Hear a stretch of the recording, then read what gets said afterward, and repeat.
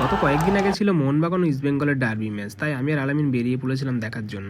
নানান ব্যস্ততার কারণে ভিডিওটা আপলোড দিতে পারিনি। অবশেষে চলে আসলাম সল্টলেক স্টেডিয়ামের এখানে। আমাদের এন্ট্রি ছিল 3 নম্বর গেট থেকে, তাই গেটের এখানে এসে দেখি প্রচুর সমর্থক হবে না ভাই কেন? চির প্রতিদ্বন্দ্বী মোহনবাগান ও ইস্টবেঙ্গলের খেলা। আজকের খেলাটা খুব ইম্পর্টেন্ট। আজকের খেলায় যে জিতবে সরাসরি চলে যাবে ডুরান্ড কাপের সেমিফাইনালে। সাধারণত আমি তেমন খেলা দেখতে আসি না ফুটবল, কারণ অনেক ধৈর্যের ব্যাপার থাকে ফুটবল। শুধু আমার টিম খেলছে বলে গলা ফাটাতে এসেছি, না তো আসতাম না।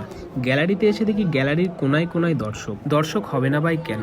বাংলা ও বাঙালির দুই আবেগের টিম মোহনবাগান ও ইস্টবেঙ্গল খেলছে। এদিকে ভাই খেলা দেখার আনন্দে গরমে পুরো ঘেমে ভিজে গিয়েছি। অবশেষে খেলা চালু হয়ে গেছে।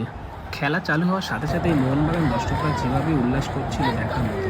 স্টেডিয়ামে 60%-এরও বেশি ছিল সবুজ মেরুন, আর 40% ছিল লাল হলুদ। খেলার প্রথম দিকে ইস্টবেঙ্গল একটা অ্যাডভান্টেজ পেয়ে গেল, বক্সের বাইরে থেকে ফ্রি কিক পেয়ে গেছে, কিন্তু কাজে লাগাতে পারল না। কিছুক্ষণের মধ্যে মোহনবাগানের করা একটা ভুলে প্ল্যানটি পেয়ে গেছে ইস্টবেঙ্গল।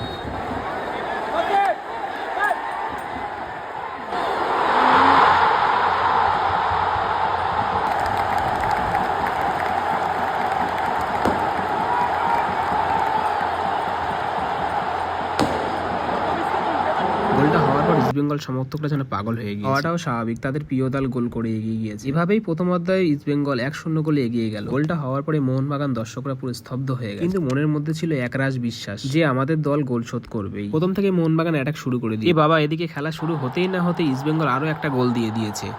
আরো একটা গোল খাওয়ার পর থেকে মোহনবাগান শুরু করে দিয়েছে অ্যাটাকের পর অ্যাটাক। একের পর এক অ্যাটাক করার পরও মোহনবাগানের পক্ষে গোল আসছিল না। সেকেন্ড হাফে মোহনবাগান খেলছিল অসাধারণ, একের পর এক চেষ্টা, তারপরও বারবার ব্যর্থ হচ্ছিল। শতাধিক চেষ্টার পরে অবশেষে একটা গোল এলো। গোল হওয়ার পর স্টেডিয়াম কেঁপে উঠেছিল মোহনবাগান সমর্থকদের চিৎকারে।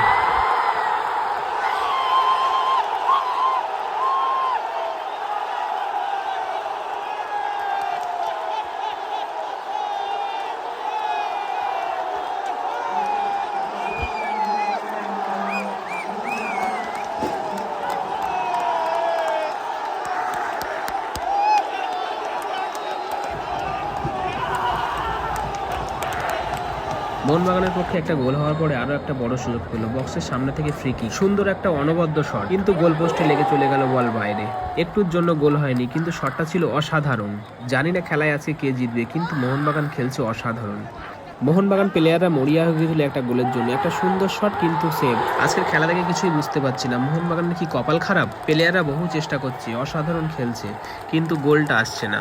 বাইরের সমর্থকরাও মরিয়া হয়ে গিয়েছিল একটা গোলের জন্য। ফের একটা লম্বা শট, কিন্তু সরাসরি গোলরক্ষকের হাতে। সেকেন্ড অধ্যায়ে মোহনবাগান যেমন খেলছিল ইস্টবেঙ্গল সেরকম ডিফেন্স করছিল। বহু চেষ্টার পরে গোল হলো না, অবশেষে খেলা শেষ হয়ে গেল। অত্যন্ত দুঃখের সাথে হাজার হাজার মোহনবাগান সমর্থকরা বাড়ি ফিরছে ভাঙা হৃদয় নিয়ে। কিন্তু কিছু করার নেই, খেলায় হার জিত থাকবে, আর এটা সবাইকে মেনে নিতেই হবে।